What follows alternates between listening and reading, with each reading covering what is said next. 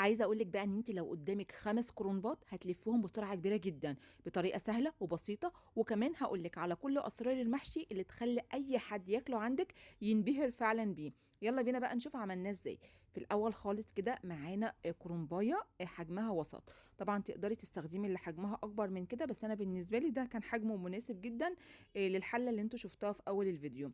طبعًا بنبدأ نشيل الجزء اللي بيبقى فيها من فوق ده اللي هي الراس، وبعد كده بقى معانا مَيّة مغلية على البوتاجاز هنحط فيها شوية من الملح وشوية من الكمون، وكمان معلقتين كبار من الحليب. فايدة الحليب هنا إن هو بيقلل من ريحة سلق الكرنب ما تبقاش ريحتها نفاذة أوي. هناخد بقى الكرنبة وهنبدأ نسلقها من الناحية يعني اللي تحت حوالي 3 دقايق، وبعد كده بنقلبها على الناحية التانية، وكل ورقة كده بتخرج معانا بنبدأ نخرجها في منتهى السهولة لحد ما بنخلص الكمية كلها. إحنا هنا مش بنقطّع الكرنب، إحنا بنسيبه زي ما هو كده، لإن هاقول لكم إزاي هنلفّه بسرعة كبيرة. تعالوا بقى نشوف خلطة المحشي، عبارة عن شوية من الزيت وقطعة من اللي هي الضاني مقطّعينها لقطع صغيّرة جدًا. هنقلّب اللي هي الضاني لحد ما تبدأ لونها يصفر معانا شوية، وهننزل عليها ببصلة كبيرة مفرومة ناعم في الكبة أو بصلتين وسط مفرومين ناعم في الكبة، وهنقلّب البصلة لحد ما تبدأ تدبل معانا. وهنا بقى بنضيف البهارات على مرحلتين، المرحلة الأولى في الوقت ده اللي هو على البوتاجاز، والمرحلة التانية وإحنا بنضيف الرز. فهنا ضفنا شوية من الملح وشوية من الفلفل الأسود وكمان شوية من البابريكا، هنخلطهم كويس مع بعض وهنحط عليهم معلقة كبيرة من الصلصة المعلبة وكمان نص كيلو من عصير الطماطم. طبعا ضفنا صلصة معلبة وعصير طماطم يبقى لازم نضيف شوية من السكر علشان بس نعادل الحموضة بتاعة الطماطم. هنقلبهم مع بعض وعلى نار وسط، هنسيب بقى الطماطم لحد ما بتتسبك معانا. وعايزه اقول لكم بقى ان الخطوه بتاعت اللي هي الضاني بتفرق جدا في ريحه المحشي، بتودي ريحته في حته تانية خالص. كده خلاص سبكنا الصلصه بتاعت المحشي، وطبعا مش بسبكها قوي، انا بخليها سايله يعني شويه بالشكل اللي انتوا شايفينه. تعالوا بقى نجيب كده حوالي 3 كوبايات من الرز المصري مغسولين ومتصفيين كويس جدا، وبحب اضيف كمان عليهم كده حوالي 3 معالق كبار من الزيت واقلبهم كويس مع بعض. هنجيب طبعا خضره المحشي اللي هي شبت وبقدونس وكزبره غسلينها وهنقطعها لقطع صغيره جدا. هاخد بقى طبعا الخضره وابدا اضيفها على بقيه المكونات. ولو وصلت بقى معايا في الفيديو لحد دلوقتي يا ريت بس ما نبخلش على الفيديو بلايك وكمان تعليق حلو منكم، وكمان قولوا لي بتتابعوني من اي بلد، لان بصراحه بحب اشوف تعليقاتكم قوي. وهنا كمان زي ما انتم شايفين بعد ما ضفنا الخضره بتاعه المحشي ضفنا الصلصه وقلبناهم بقى كويس مع بعض. وفي المرحله دي هنضيف بقيه التوابل عباره عن شويه من الملح فلفل اسود وكمان شويه صغيرين كده من البابريكا، على كمان شويه من الريحان الناشف او النعناع الناشف، بنبدا نفركهم بين ايدينا، وكمان شويه من السبع بهارات. هنقلب بقى كل المكونات دي مع بعضها كويس، وكده بقت عندنا احلى خلطه محشي. عايزه اقول لك فعلا ريحتها بتجيب لاخر الشارع. وكده بقى الخلطه جاهزه معانا. تعالوا بقى نشوف الخطوه الثانيه. الخطوه الثانيه ان انا هنا هستخدم اللحمه اللي انا استخدمتها هنا لحمه ريش، انا بخلي الجزار يقطعها لي بالطريقه اللي انتوا شايفينها. هتبلها بقى بشويه من الملح وشويه من الفلفل الاسود.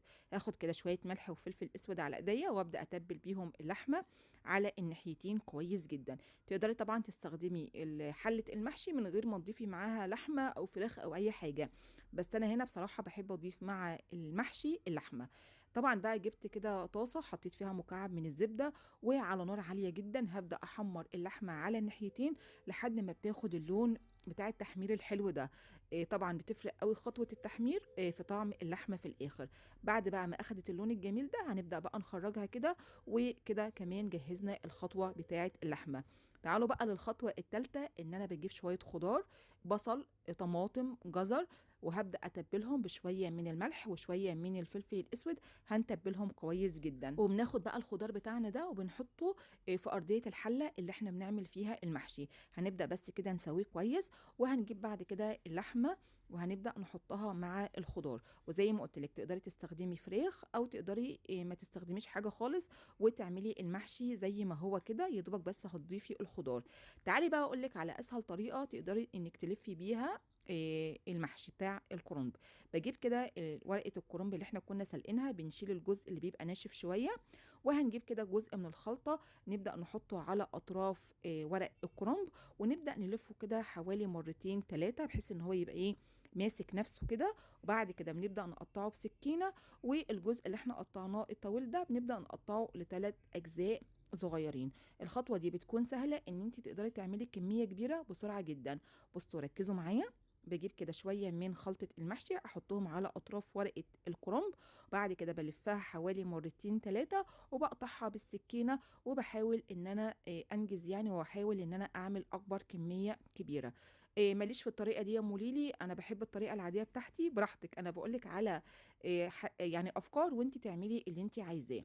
طبعًا هنا بقى بعد ما عملت كمية كبيرة، بابدأ بقى آخُدهم كده وأقطّعهم بالحجم اللي أنا عايزاه. أنا بصراحة باحب صوابع المحشي يكون حجمها صغير، ما باحبش اللي يكون حجمها كبير. تعالوا بقى أقول لكم على أحلى رصّة بارُص بيها المحشي، إن أنا باحب أرُصّه 4 صوابع بالطول، وبعد كده 4 صوابع بالعرض، بحيث إن هو في الآخر بيكون بالشكل الجميل القمر اللي أنتم شايفينه. طبعًا عايزة أقول لكم إن الطريقة دي لو لفّيتوها بالشكل ده، بيميّز حلة المحشي بتاعتِك عن أي حد بيعملها. تعالوا بقى كده نجيب شوربة، أي شوربة موجودة عندكم، شوربة لحمة، شوربة فراخ، أهم حاجة لازم تكون الشوربة سخنة جدًا وحاطين عليها معلقة كبيرة من الصلصة وشوية من الملح، مضبّطين يعني الملح ومقلّبينهم كويس مع بعض. ده اللي بيخلّي المحشي بتاعِك في الآخر لونه أحمر وجميل. طبعًا ما فيش أي شوربة بتغطّي المحشي، الشوربة يا دوبك بتيجي على قد السطر اللي قبل الأخير. وطبعًا بقى الورق الأخضر اللي بيبقى موجود يعني بتاع الكرنب، بابدأ أغطّي بيه حلة المحشي، بحيث إن المحشي يعني وهو بيستوي ما يتفتّحش يعني معانا. طبعًا بقى تسوية المحشي بالتدريج، يعني أول 5 دقايق بنسيب المحشي على نار عالية لحد ما يبدأ يغلي معانا، بعد كده بنخلّي النار وسط لحد ما يبدأ يتشرّب معانا تمامًا، بعد كده بقى بنهدّي عليه النار شمعة لحد ما بيستوي معايا سِوَى كامل.